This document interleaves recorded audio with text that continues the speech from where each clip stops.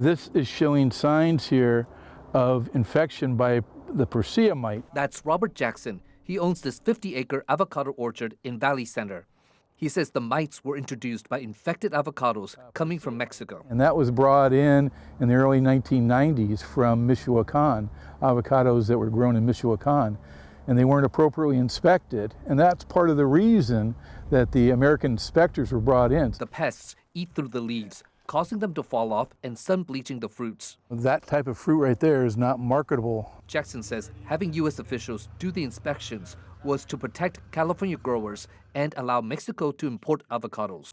We had, in the last 3 years, 2 different shutdowns of the system where Mexico was stopped from importing avocados into the U.S.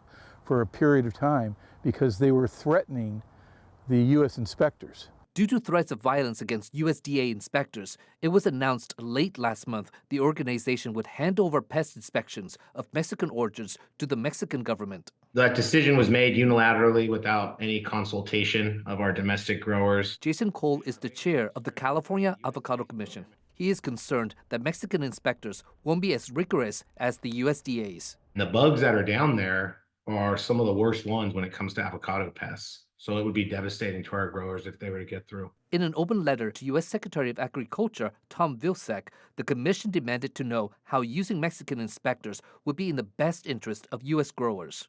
The USDA's decision could have implications beyond avocados. The San Diego County Farm Bureau says it could set a bad precedent for imported crops. Dana Groot is the president of the Farm Bureau. The problem is San Diego County and even California will lose some degree of sovereignty or local control over food supply. He says it's a national concern if the domestic food supply is lost. Alexander Nguyen, KPBS News.